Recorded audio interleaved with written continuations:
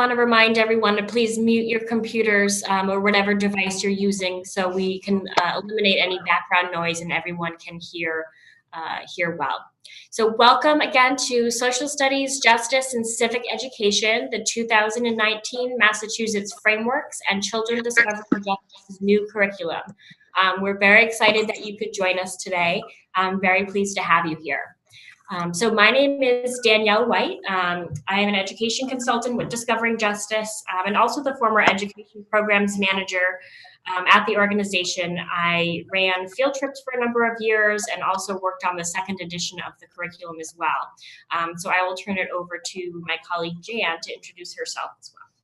Hi everyone, I'm Jan Schaefer. I'm the education director at Discovering Justice, and I'm the co-author of the second edition of the Children Discovering Justice curriculum, which is the one that's currently in print, and the author of the upcoming third edition of the curriculum.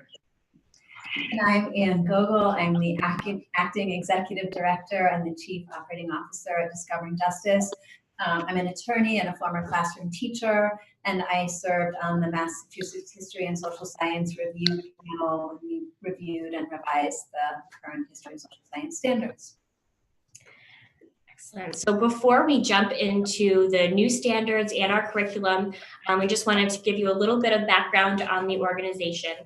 So Discovering Justice was founded in 1998, and we are housed in the Mocha U.S. Courthouse in Boston. We're a leader in civics and social studies education.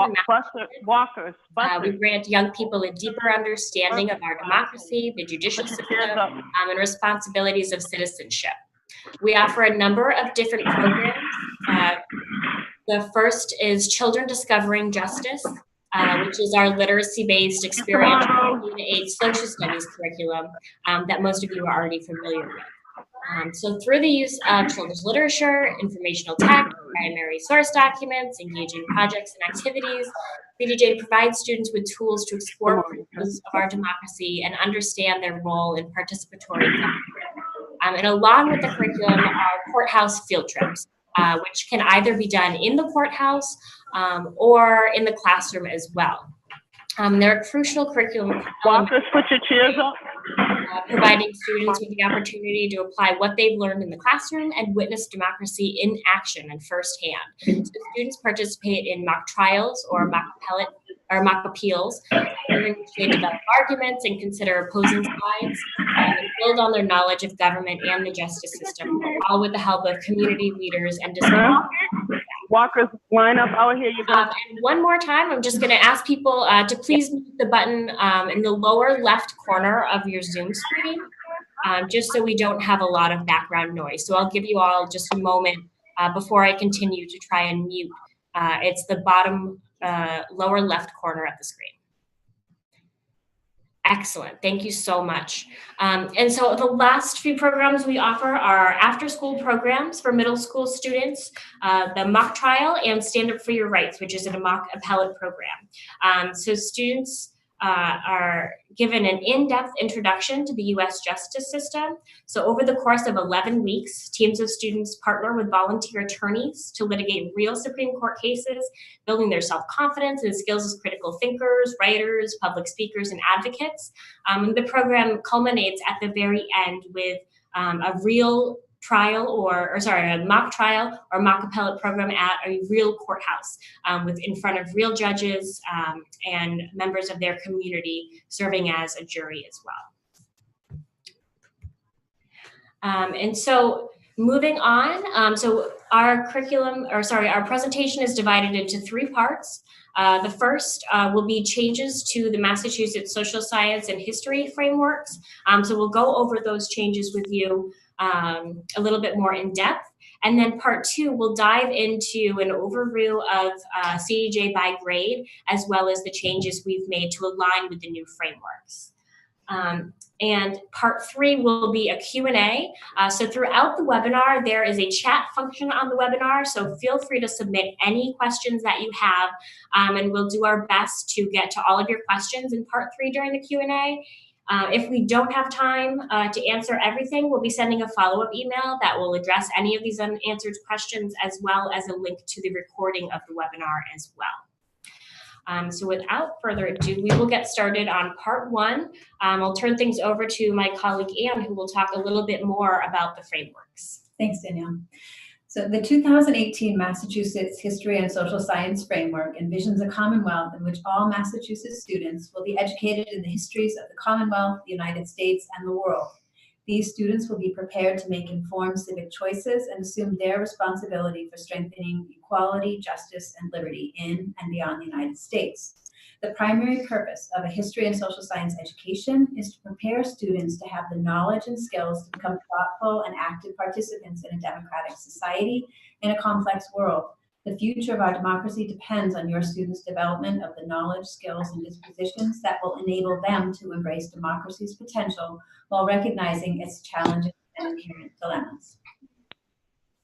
Initially approved in 1997, the History and Social Science Framework was revised in 2003, and as you well know, once again in 2018. The 2018 version preserves the content of the previous editions while responding to current scholarship and including features designed to develop the skills to participate in and lead a society that will be more demographically and culturally diverse than any democratic society of the past.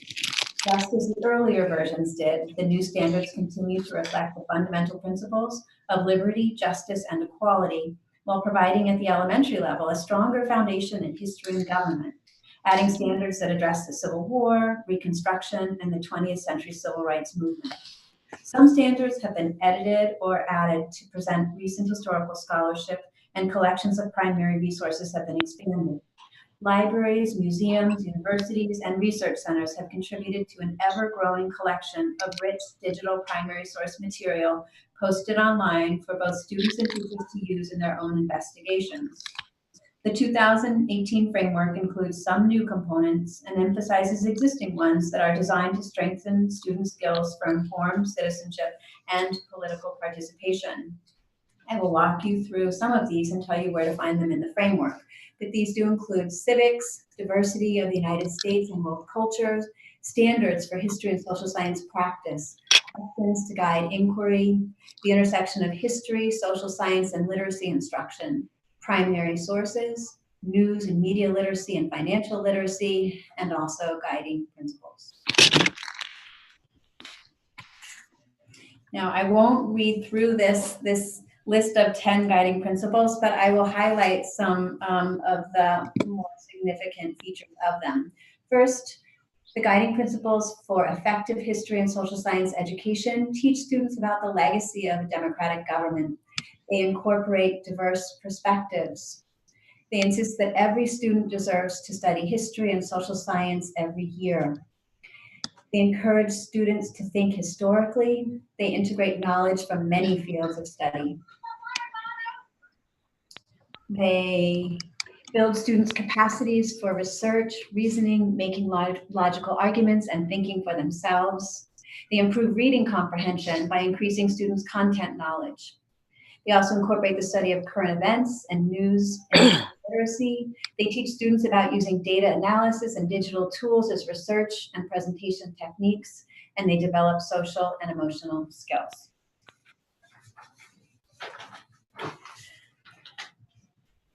So the framework is comprised of 3 pillars, which are all designed to be integrated with one another.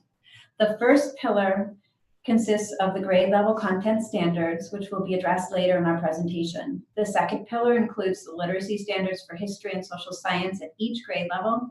These standards set expectations for analytical reading and logical writing and speaking, skills which are essential to political equality and civic engagement. The third pillar is made up of the standards for history and social science practice. These 7 standards emphasize the skills of formulating questions, conducting research, evaluating resources, and synthesizing information. Each of them can be applied at every grade level and across all of the social science disciplines. You will find them beginning on page 23 of the framework. You will also find them on the introductory page for each grade level. I'll share the practices with you in just a moment, but first I'll talk about the information you'll find on the introductory pages. Each grade level introductory page essentially provides an overview. At the top of the page is an introduction to the grade level content with examples of guiding questions. Just below that, you'll find the major topics for that particular grade level. Below the topics are links to grade level reading, writing, speaking, listening skills. Next, you'll find connections to content at other grade levels, looking both backward and forward. The grade level content standards then follow. In a large blue box on the right side of the page, you will find the standards for history and social science practice. These practices encompass the processes of inquiry and research that are integral to a rich and robust social science curriculum, and they're the foundation for active and responsible citizenship. And I know it's small on your screen, so I'll just read through these 7 quickly. But I encourage you to definitely take a look at these yourself. So the first is to demonstrate civic knowledge, skills, and dispositions. The second is to develop focused questions or problem statements and conduct inquiries. The third is to organize information and data from multiple primary and secondary sources. The fourth is to analyze the purpose and point of view in each source and to distinguish opinion from fact. The fifth is to evaluate the credibility, accuracy, and relevance of each source. The sixth is to argue or explain conclusions using valid reasoning and evidence. And the seventh is to determine next steps and take informed actions as appropriate.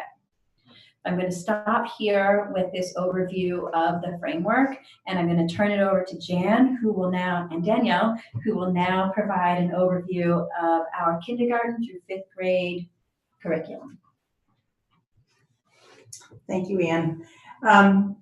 Children Discovering Justice has really grown over the years. It was originally designed as a supplement to your curriculum, but it's really grown into a full year standalone social studies course that's literacy based, and it can be used in classrooms that are transitioning to align fully with the new framework.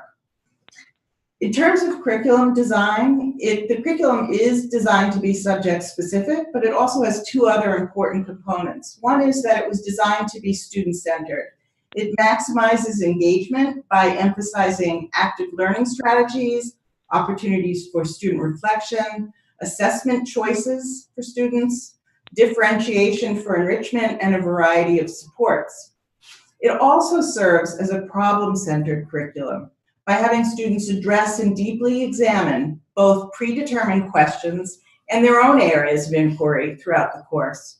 The curriculum views history as a look back at how people have solved problems, and it asks students to grapple with current social problems as well, exposing them to real-life issues and showing how deliberative, thoughtful action can be used to create more just communities. Okay, and so we will jump into the curriculum and we'll give an overview by grade and then talk about how the curriculum has changed to align with the new frameworks. So beginning with kindergarten, the kindergarten curriculum is titled It Begins With You, and really focuses on the many roles living, learning, and working together. Students learn about classroom democracy, kindness, and empathy for one another, local geography, roles of community helpers, national, state, and community traditions, economics in the context of work and money, and the importance of caring for the environment. So the central theme at this grade level is respect for self and others. It begins with Eileen Cooper's book, The Golden Rule, and uses that as the sort of jumping off point to talk about children's relationship with themselves to the community. And on these slides, the bolded text indicates content that's new or that's been emphasized, in the new frameworks. I'm going to talk about the 2 new curriculum materials that have been added into the kindergarten curriculum. They are lessons on geography and mapping and lessons on community and work. The first book that's added to support those lessons is called Me on the Map. And that book travels with the main character from a room, house, street, outward to town, city, state, country, and the world, using drawings and maps to show kindergarten students how to create and read representations of familiar places. It provides support to the curriculum, which has them map their classroom, take a school neighborhood walk, and create drawings, maps, and models when they return. It also serves to help students locate places around the world that they'll meet in another CDJ book called Be My Neighbor, which is a tour of neighborhoods around the world organized by themes such as schools, transportation, celebrations, and community helpers. The second book and set of lessons is called Helpers in My Community, and it supports the students as they learn about a variety of roles men and women take in caring for others. Center activities, such as using blocks to create caring communities and drama areas with props of community helpers, allow the students to try out imagined scenes where civic dispositions are put into practice.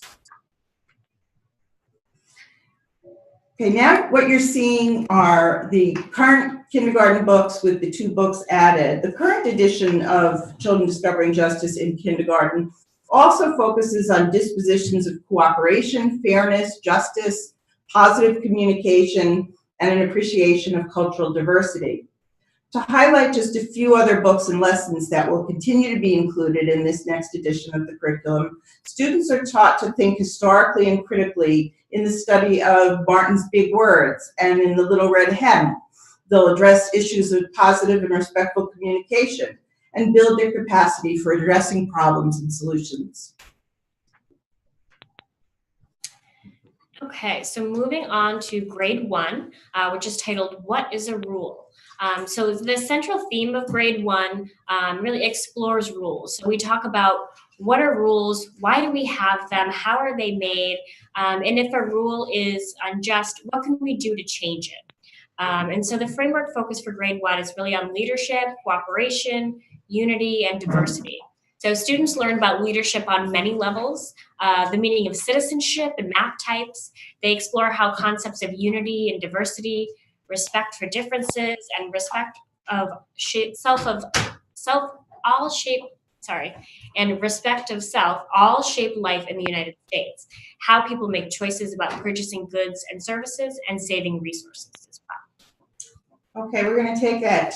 2 new sets of lessons that are in the upcoming edition. The first new book, My Teacher for President, in a humorous way addresses some of the required roles and dispositions of leadership, including responding to emergencies, being in the public eye, dealing with the media, attending meetings, signing important documents, traveling, caring for the welfare of the people and the planet, listening to others, creating jobs, and resolving conflicts.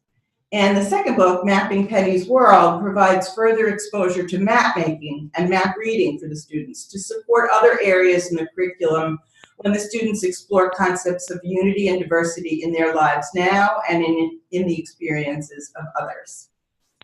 So you can see now the other books that are in the grade 1 curriculum. Among other topics, the grade 1 curriculum has students explore the value of goods and services. For this, we have lessons based on the consequences of acting out emotions, such as anger or disappointment, in destructive ways. One of the books we use as a jumping off point for this is Bad Kitty, a story that uses the alphabet to tell about a cat who acts out her anger destructively, but then realizes that's not the way she wants to behave. So you can see we've woven in and integrated social emotional skills along with the concept of resources. Other areas of the curriculum use the theme of rules to discuss how rules help groups function and how rules have changed over time in our democratic quest for equal rights for all. Excellent. So moving on to grade 2, Justice for All. So the framework focus for grade 2 is global geography, places and peoples, cultures, and resources. So students learn about global geography, looking at reasons why people settle in particular places, why they migrate, how they bring culture with them, how they earn a living, exchange goods and services, and how they save for the future. So the central theme for grade 2 is really on human rights and the intersection of freedom, liberty, and equality, and the actualization of these rights both in the United States and around the world. We have 5 new pieces of curriculum coming up, and the first 2 focus on the economic part of the standards. My Rose and Piles of Coins and Beatrice's Goat are both books that were added to support student understanding of economics, as I said, including how resources affect an area's industries and jobs, how people earn income, how people make choices about buying goods and services, and reasons why people save their money.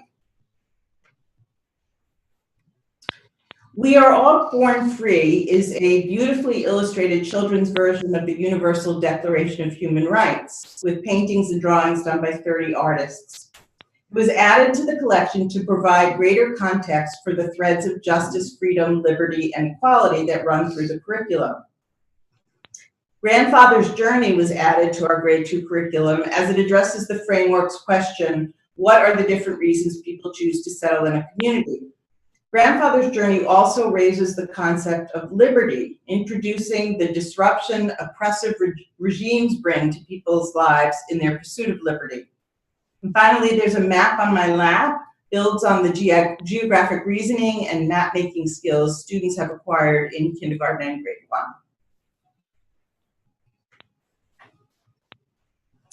The grade 2 curriculum retains its central theme of justice as it connects to those core concepts, again, of freedom, liberty, and equality. The biographies about the lives of Ellen Craft and her husband, William Craft, Frederick Douglass, and Thurgood Marshall provide historical content and critical thinking as students explore the legacy of involuntary immigration and the roles of justice seekers in our nation's history. Other books, such as Grace for President, I Pledge Allegiance, Red, White, and Blue, Ellis Island, and Elizabeth Leads the Way, support the legacy of democratic government as students continue to develop their comprehension of both fiction and nonfiction. Okay, grade 3, titled Rights and Responsibilities. So the framework focus for this grade level is Massachusetts, home to many different people. So students study Massachusetts and New England, beginning with their own city or town. They then explore interactions among Native peoples, European settlers, and Africans, and learn about the Massachusetts people who led the American Revolution.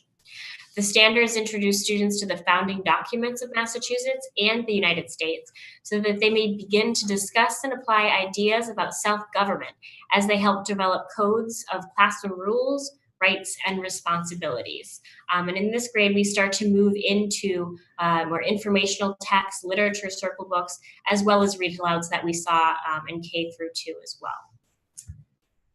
And the books that we've added here, we actually have added one book and one story. Colonial Voices Hear Them Speak was added to this book set to further emphasize the second guiding principle of the new framework. And that principle provides for further incorporation of more diverse perspectives. And it acknowledges that perceptions of the crucial event at play, the Boston Tea Party, were affected by a lot of factors, including people's gender, their level of education, economic status, perceived race, their ethnicity, and other cultural aspects of their lives. The Ladybug story tells the true story of a class of students in Franklin, Massachusetts, who went through the Commonwealth's legislative process to actually make, and this is a true story, make the ladybug the Massachusetts state bug. Through this story, students learn about how our state's government works and how they can get involved in it.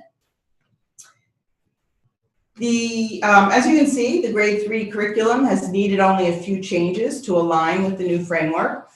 We are currently looking to add an age-appropriate biography of Crispus Attucks to provide another perspective and broader understanding of the people who led Massachusetts' involvement in the American Revolution. Grade 3 Children Discovering Justice also comes with a classroom set of books for student research called If You Lived at the Time of the American Revolution. And as Danielle mentioned, for literature circles, multiple copies of 3 books, Revolutionary War on Wednesday, The Secret Soldier, and Phoebe the Spy. Okay, grade 4, out of many, 1. So the framework focuses for grade 4 are North American geography and peoples. So students spend time learning about North America, which includes Canada, Mexico, and the United States, and its people from a geographic perspective. They learn about ancient civilizations on the continent and early European exploration as they expand map reading, map making, and geographic reasoning skills introduced in grades 2 and 3 of the curriculum. They apply concepts of how geography affects human settlement and resource use, and how the westward expansion of the United States created a modern nation of 50 states and 16 territories. Okay. The grade 4 curriculum, actually, we've added quite a number of materials to. First, we added Secrets of Mesa Verde, cliff dwellings of the Pueblo. And this is a section on archaeology, and it was added to show how archaeologists developed theories about ancient migrations and civilizations.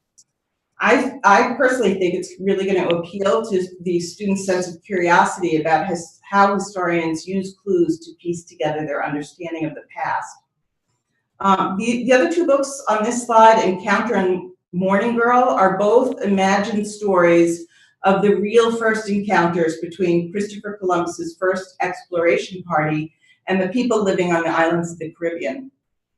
As I said, many hands-on activities and lessons have been added, including an explorer's obituary and gravestone project and a poetry for two voices lesson. And they've been added to support student understanding of both the European age of exploration and its effects on the people of the Americas. The People Shall Continue and Voices from the Oregon Trail provide diverse perspectives on westward expansion and its impact on Indigenous Americans and on the United States as it grew as a nation.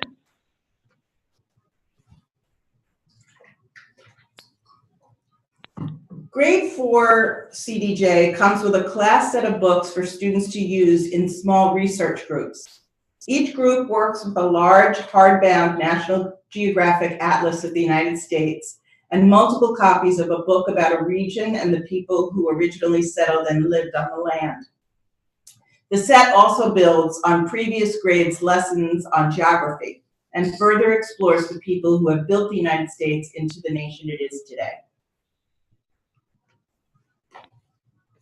Okay, so grade 5, Solving Problems, actually has a new name. So there were quite a few changes to the grade 5 standards, which Jan will tell you more about, but the first being the name of the curriculum we had to change. So the new name of the curriculum is Solving Problems, U.S. History to the Civil War and the Modern Civil Rights Movement. So still really focused around solving problems as kind of a guiding focus for the curriculum, but with a few changes in there as well. So the grade 5 focus, framework focus, is the United States history to the Civil War and the modern civil rights movement, which you see directly reflected in the title of grade 5. So grade 5 students are building on their knowledge of North American geography and people. Students learn more about the history of the colonies, the American Revolution, the development of the Constitution and the Bill of Rights, and the early republic and westward expansion of the United States. They study the sectional conflicts over slavery that led to the Civil War, as well as the long struggle in the 19th and 20th centuries for civil rights for all. As Danielle mentioned, there are quite a few changes to the grade 5 curriculum, and it's currently in development. It uses the central theme of solving problems, as she said, in an exploration of the history of the United States. Using many primary source documents, as well as other readings and read-aloud books, students will explore the opportunities afforded a small segment of European society and the effects colonization and conquest had on Native Americans, poor and working-class men, women, and children who migrated from Europe as servants, and Africans who were enslaved and traded as property. Students will explore the reasons for colonial tension and rebellion leading to revolution, as well as the resistance to class inequities and racial injustice. After an exploration of internal conflicts among the colonies and among leaders of the new nation, and solutions proposed and enacted by the founders, students look at growing sectionalism, the outbreak of civil war, and the period of Reconstruction. And finally, they examine how the coordinated efforts of the civil rights movement addressed the racial injustice that has run through our nation's history. In addition to the beautifully illustrated historical fiction and nonfiction books we've added to this curriculum, students will also analyze newspaper articles, etchings, public records, letters between people, maps, song lyrics, and government documents in order to grapple with the following critical questions. To what extent was North America a land of opportunity, and for whom? How did the French and Indian War set the stage for colonial rebellion? Were the colonists justified in rebelling against Great Britain in the American Revolution? How did the Constitution attempt to balance competing interests, the question of power and ideas about slavery? How did events of the early republic test the newly founded United States? And what ideas and events of the 19th century led to the expansion of civil rights in the 20th and 21st centuries?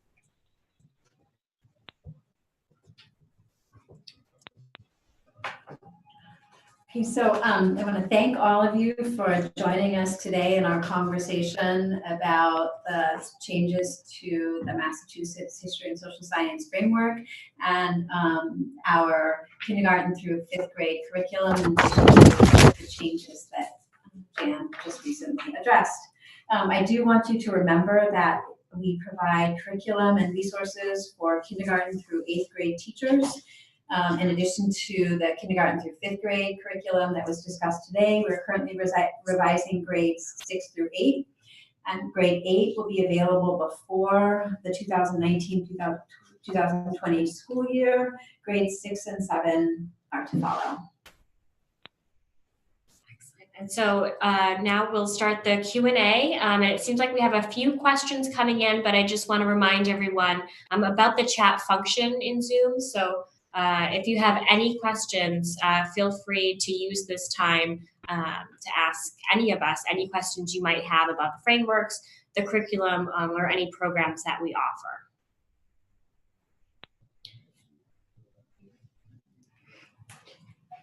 So I see that one of the questions that was asked is regarding the biggest changes in the new frameworks. That's a big question because there's certainly a lot of changes, but I think when I think back on Jan's presentation and the changes that she most recently made from our previous curriculum, it seems pretty clear that fifth grade had the most significant changes overall of the different grade levels. Yes, I'd say there's also a switch from fourth grade to second grade to include immigration. I wouldn't say it's a switch so much as a shift for second grade to include talking about immigration in an earlier grade there.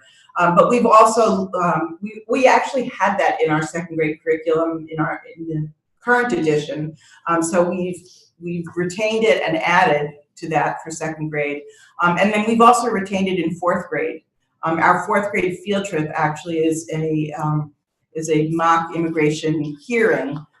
So we left that in our fourth grade curriculum as well, and builds on what students learn in the second grade about immigration. About signing up for field trips. Oh, I was just going to say. Go ahead. Yeah. One other big change that we haven't spoken about today, but we will certainly speak about in an upcoming webinar, will be the eighth grade curriculum, and that was a significant change from the previous eighth grade standards, and that will take an entire webinar to discuss. So I encourage people to sign up for that when that date comes available. Yes, and as we have said, but I'll just reiterate, grade 5 is much expanded in this new framework, and so we're developing curriculum accordingly. Oh, and in terms of signing up for a field trip, if you go to our website, there should be a link there for you to sign up for a field trip. But you can also contact either Anne or myself. This is Jan speaking. And we can direct you to the places to sign up for a field trip. And the website is just www.discoveringjustice.org. Oh, there's a question here that asked me, what's my favorite new book? Uh-oh, that's like choosing your favorite child. It really is. I love a lot of them. I'm especially in love with the 5th grade books. They're just beautiful. Can we put them back up on there? Sure. You may be familiar with some of these, but they talk about resistance. They're very accurate, historically accurate. As I said, they're beautifully illustrated. I can't pick a favorite, but I will say that I do love those 5th grade books. I also love grades K through 4 too. Okay, I'm seeing another question here. We have the 2nd edition of Discovering Justice. Will we have access to the additional materials that are being created to address the updated state standards? And I think in that instance, you should reach out to us directly and we can have a conversation about how best to accommodate those needs. Yes. Are there any other questions that we're seeing?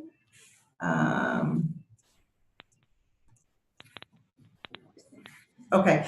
Yeah, if you have any other questions now, or if something comes up in your mind, please send us an email at this address, curriculum@discoveringjustice.org. There are no spaces there. And that's all lowercase, curriculum@discoveringjustice.org. And we're happy to answer your questions. We really look forward to hearing from you. Okay. Well, I think we're finished. Our presentation was quicker than we thought it would be. But yes, we do look forward to hearing from any and all of you in the future, and just want to say thank you for spending this time with us. Okay, thanks, team. Thanks.